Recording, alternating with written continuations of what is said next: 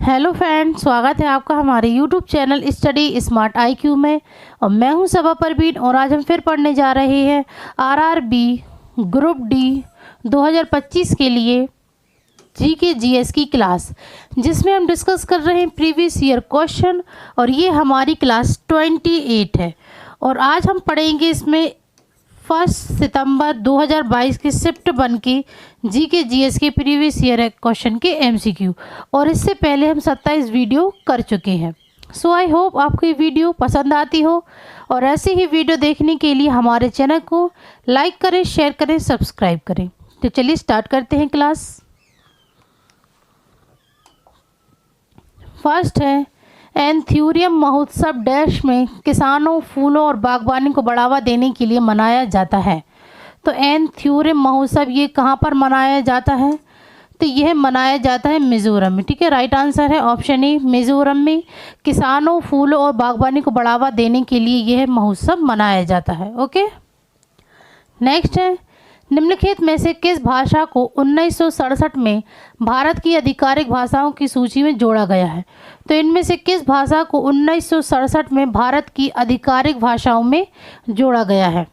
तो ये है सिंधी भाषा। ठीक है, राइट आंसर है ऑप्शन डी, सिंधी भाषा। इसे 1967 में 21वें संशोधन अधिनियम द्वारा 21वें संशोधन अधिनियम द्वारा इसे 8वीं अनुसूची में जोड़ा गया है। ठीक है, इसे 8वीं अनुसूची में जोड़ा गया है। ठीक है ना, सिंधी भाषा को। और 8वीं अनुसूची में कितनी भाषाएं सूचीबद्ध हैं? तो 22 भाषाएं सूचीबद्ध हैं। ओके, 22 भाषाएं सूचीबद्ध हैं। फिर बात करें मणिपुर, नेपाली और कोंकणी, तो ये भाषाएं 1992 में 71वें संशोधन अधिनियम द्वारा 71वें संशोधन अधिनियम द्वारा इन्हें भी 8वीं अनुसूची में रखा गया है। ठीक है ना, 8वीं अनुसूची में जोड़ा गया है। ठीक है ना, मणिपुर, नेपाली और कोंकणी।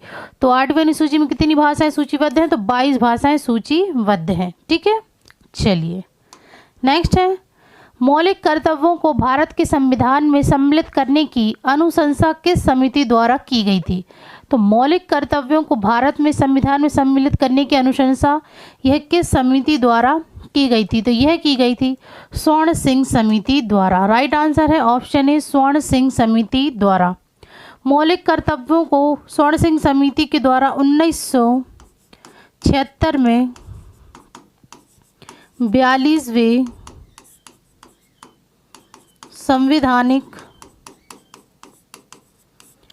संशोधन अधिनियम द्वारा 42वें संवैधानिक संशोधन अधिनियम द्वारा 10 मौलिक कर्तव्य जोड़े गए थे। ठीक है ना, 10 मौलिक कर्तव्य जोड़े गए थे और ये संविधान के भाग 4A में निहित है और अनुच्छेद 51A में है। ठीक है, भाग 4A में और अनुच्छेद 51A में 10 मौलिक कर्तव्य हैं। ठीक है ना, जो कि स्वर्ण सिंह समिति की सिफारिशों द्वारा की गई थी। ठीक है, मौलिक कर्तव्य कहाँ से लिए गए थे? तो यह लिए गए थे सोवियत संघ रूस से। ठीक है, सोवियत संघ रूस से इन्हें लिया गया था। ओके, चलिए नेक्स्ट है संशोधित प्रधानमंत्री जन विकास कार्यक्रम डैश द्वारा 2022-23 से लागू किया जा रहा है। तो संशोधित प्रधानमंत्री जन विकास कार्यक्रम ये किसके द्वारा लागू किया जा रहा है? तो यह किया जा रहा है अल्पसंख्यक कार्य मंत्रालय द्वारा। राइट आंसर है ऑप्शन डी, अल्पसंख्यक कार्य मंत्रालय द्वारा। नेक्स्ट है जब सोडियम सल्फाइड तनु हाइड्रोक्लोरिक अम्ल के साथ अभिक्रिया करता है तो एक अप्रिय गंध वाली गैस उत्पन्न होती है। अप्रिय गंध वाली यह गैस डैश है। तो जब सोडियम सल्फाइड तनु हाइड्रोक्लोरिक अम्ल के साथ अभिक्रिया करता है तो एक अप्रिय गंध वाली गैस उत्पन्न है और यह अप्रिय गंध वाली गैस कौन सी है? तो यह H2S। राइट आंसर है ऑप्शन ए, H2S। नेक्स्ट है उन मूलभूत आवश्यकताओं की पहचान कीजिए जो वैज्ञानिकों को वैज्ञानिकों को तत्वों के वर्गीकरण की ओर प्रेरित करता है?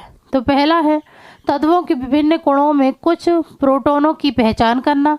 दूसरा है संश्लेषण के आधार पर तत्वों की पुनर्व्यवस्था करना। तीसरा, विभिन्न तत्वों के रंगों के विषय में व्यापक विचार प्राप्त करना। तो अब हमें इनमें से मूल आवश्यकताओं को पहचान करना है जो कि वैज्ञानिकों को तत्वों के वर्गीकरण की ओर प्रेरित करता है। तो पहला वाला है तत्वों के विभिन्न गुणों में से कुछ प्रोटॉनों की पहचान करना। तो ये राइट आंसर होगा।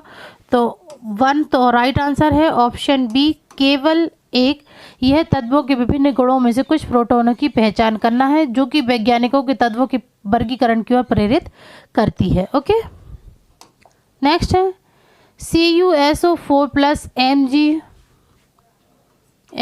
MgSO4+ Cu उपरोक्त अभिक्रिया में Mg डैश है। तो इसमें Mg क्या है? तो Mg यह एक अपचायक है। ठीक है, राइट आंसर है ऑप्शन सी, Mg यह अपचायक है। नेक्स्ट है जटिल शारीरिक संरचना वाले ऐसे जंतु जो लैंगिक जनन करते हैं उनकी जनन कोशिकाओं में कौन सी विशेषताएं पाई जाती हैं?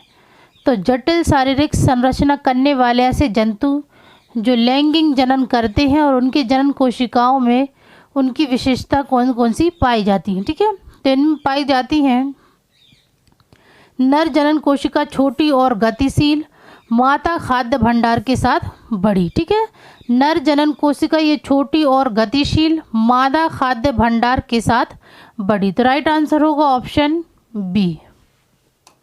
नेक्स्ट है निम्नलिखित में से कौन सा शिक्षण कालिक संश्लेषण की अवधारणा को समझाने का प्रयास करता है? तो इनमें से कौन सा शिक्षण है जो कि कालिक संश्लेषण की अवधारणा को समझाने का प्रयास करता है? तो ये है इतिहास। राइट आंसर है ऑप्शन बी, इतिहास। नेक्स्ट है एक बल्ब का तंतु फिलामेंट डैश गलनांक वाली डैश धातु से बना होता है। तो एक बल्ब का तंतु यह उच्च गलनांक वाली अधिकतम धातु से बना होता, मजबूत धातु से बना होता है। तो राइट आंसर होगा ऑप्शन ए, उच्च गलनांक और मजबूत धातु से यह बनता है। ठीक है, राइट आंसर ऑप्शन ए।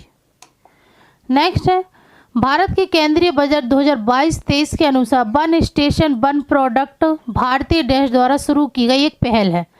तो केंद्रीय बजट द्वारा 2022 के अनुसार वन स्टेशन और वन प्रोडक्ट भारतीय डैश द्वारा शुरू की गई। तो यह की गई है रेलवे द्वारा शुरुआत। ठीक है, राइट आंसर है ऑप्शन डी, रेलवे। नेक्स्ट है विकलांग व्यक्तियों के लिए भारत का पहला कृत्रिम बुद्धिमत्ता आधारित जॉब प्लेटफॉर्म सौराजेबिलिटी का बीटा संस्करण किसने लॉन्च किया? तो विकलांग व्यक्तियों के लिए भारत का पहला कृत्रिम बुद्धिमत्ता आधारित जॉब प्लेटफॉर्म सौराजेबिलिटी का बीटा संस्करण किसने लॉन्च किया? तो ये किया है IIT हैदराबाद ने। राइट आंसर है option A, IIT Hyderabad. Next है इंडियन प्रीमियर लीग में सर्वाधिक रन का रिकॉर्ड किस खिलाड़ी के नाम है? तो इंडियन प्रीमियर लीग जुलाई 2022 तक सर्वाधिक रन 6411 का रिकॉर्ड किस खिलाड़ी के नाम है? तो यह नाम है विराट कोहली के। राइट आंसर है ऑप्शन बी, विराट कोहली। इन्हें हम किंग कोहली भी कहते हैं। ठीक है, इन्हें किंग कोहली के नाम से भी जाना जाता है। ओके, चलिए नेक्स्ट है निम्नलिखित में से कौन भारत के मुख्य न्यायाधीश की नियुक्ति करता है? तो इनमें से कौन भारत के मुख्य न्यायाधीश की नियुक्ति करता है? तो ये है भारत के राष्ट्रपति। राइट आंसर है ऑप्शन डी, भारत के राष्ट्रपति भारत के मुख्य न्यायाधीश की नियुक्ति करता है। ओके, नेक्स्ट है मार्च 2022 में भारत सरकार द्वारा बेंगलुरु में शुरू की गई स्त्री मनोरक्षा परियोजना का उद्देश्य भारत में महिलाओं के डैश स्वास्थ्य में सुधार करना है।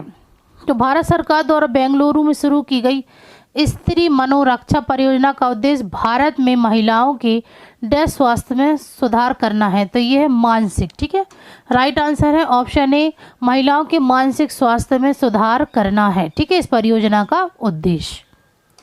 नेक्स्ट है निम्नलिखित रासायनिक अभिक्रिया के लिए संतुलित अभिक्रिया डैश होगी? Hydrogen plus bromine arrow hydrogen bromide. तो इस रासायनिक अभिक्रिया के लिए संतुलित अभिक्रिया होगी, तो ये होगी H2 प्लस Br2 और 2HBr। राइट आंसर है ऑप्शन ए, हाइड्रोजन ब्रोमीन और हाइड्रोजन ब्रोमाइड।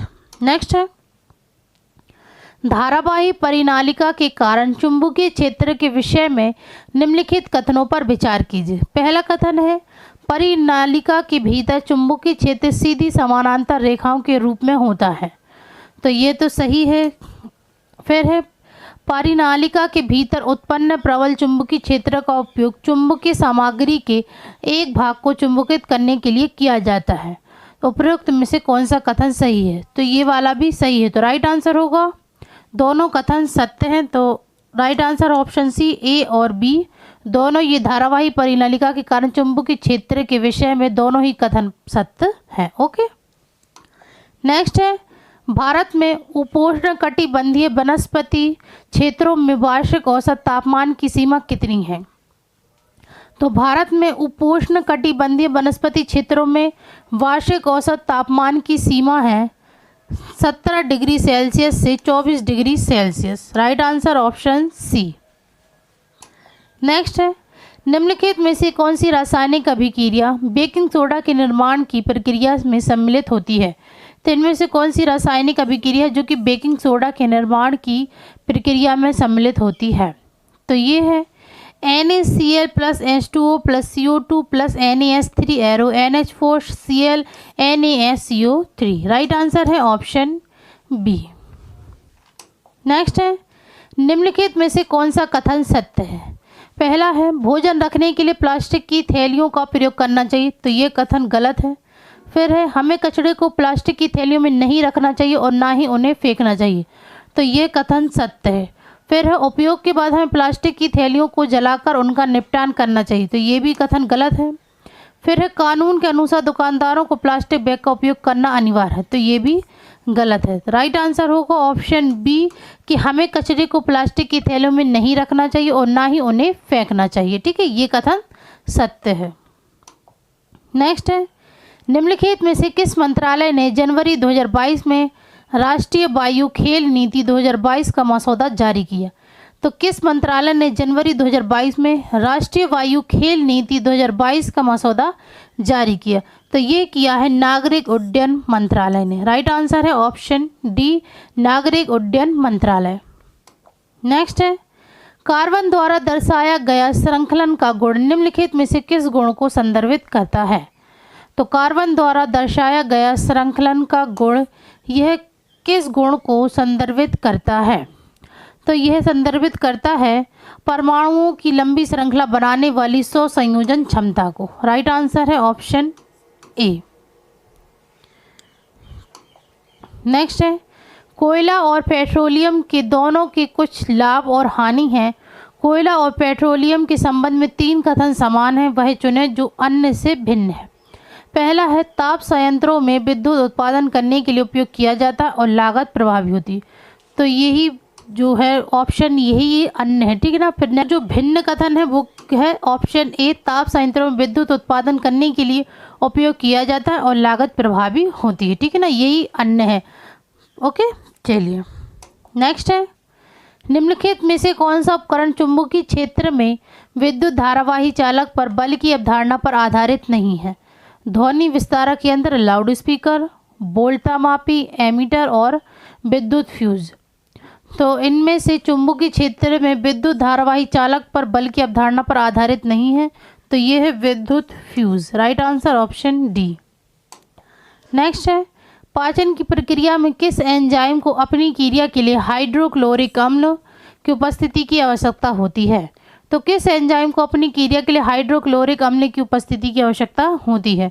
तो ये होती है पेप्सिन को। राइट आंसर है ऑप्शन बी, पेप्सिन एंजाइम को।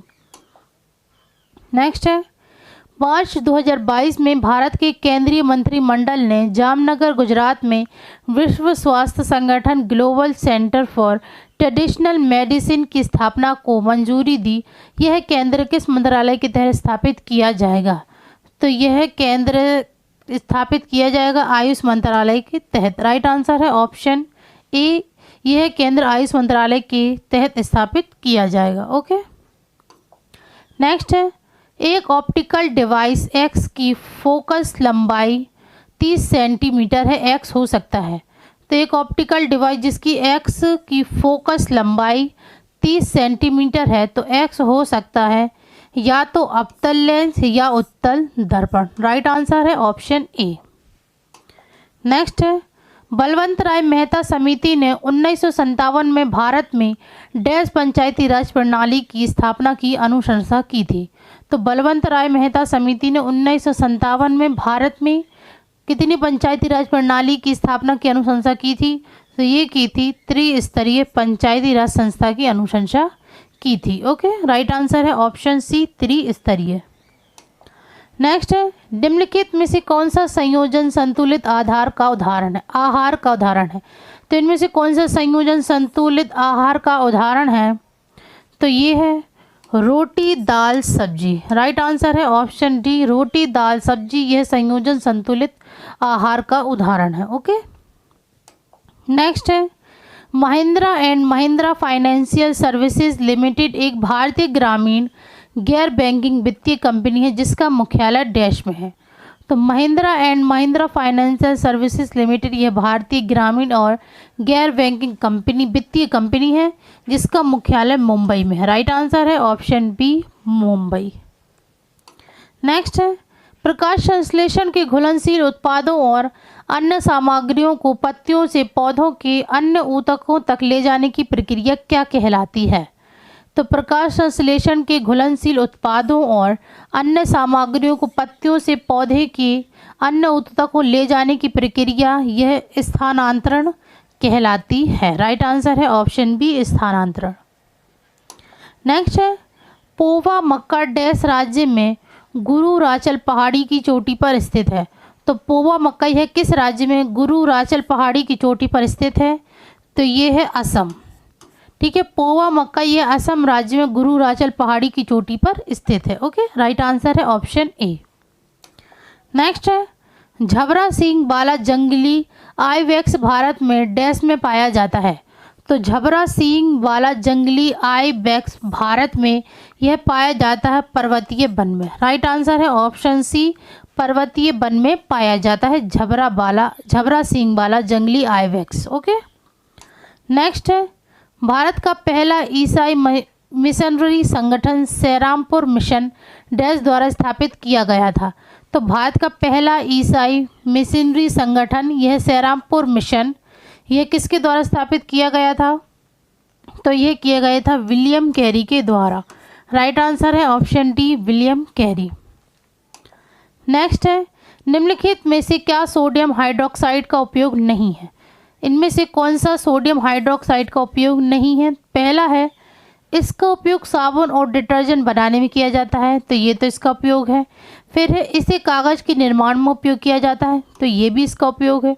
फिर है, इसे जल की स्थायी कठोरता को दूर करने के लिए उपयोग किया जाता है, तो ये कथन गलत है। तो राइट आंसर होगा ऑप्शन ए, केवल 3 इसे जल की स्थायी कठोरता को दूर करने के लिए उपयोग किया जाता है। ठीक है, ये सोडियम हाइड्रोक्साइड का एक उपयोग नहीं है। ओके, नेक्स्ट है, पौधों की पत्तियों द्वारा तैयार किया गया भोजन फ्लूम द्वारा पौधे के किस भाग तक पहुंचाया जाता है? तो पौधों की पत्तियों द्वारा तैयार किया गया भोजन फ्लोएम द्वारा पौधे के किस भाग तक पहुंचाया जाता है? तो यह पहुंचाया जाता है मूलों, बीजों, फलों और वृद्धिशील भागों के भंडारण अंगों के लिए तक पहुंचाया जाता है। राइट आंसर है ऑप्शन डी। नेक्स्ट है, लाल रंग कोहरे या धुएं के कारण डैश प्रकीर्णित होता है क्योंकि इसकी तरंगे दैर्घ्य श्वेत प्रकाश के अन्य रंगहीन घटक के तरंगे दैर्घ्य से डैश होती है। तो लाल रंग के कोहरे या धुएं के कारण न्यूनतम, ठीक है, न्यूनतम प्रकीर्णित होता है क्योंकि इसकी तरंगे दैर्घ्य श्वेत प्रकाश के अन्य रंगहीन घटकों की तरंगे दैर्घ्य से अधिक होता है। ठीक है, तो राइट आंसर होगा ऑप्शन बी, न्यूनतम और अधिक। नेक्स्ट है, भौतिक भूगोल की कौन सी शाखा पृथ्वी के स्वरूप एवं संरचना का अध्ययन करती है? तो भौतिक भूगोल की कौन सी शाखा है जो पृथ्वी के स्वरूप एवं संरचना का अध्ययन करती है? तो ये है भू आकृति विज्ञान। राइट आंसर है ऑप्शन ए, भू आकृति विज्ञान शाखा है ये भौतिक भूगोल की, जो कि पृथ्वी की स्वरूप और संरचना का अध्ययन करती है। ओके, तो ये थी आज की हमारी क्लास आरआरबी ग्रुप डी 2025 की जी की जीएस की क्लास। आई होप आपको ये वीडियो पसंद आई हो, और ऐसे ही वीडियो देखने के लिए हमारे चैनल को लाइक करें, शेयर करें, सब्सक्राइब करें। Thank you.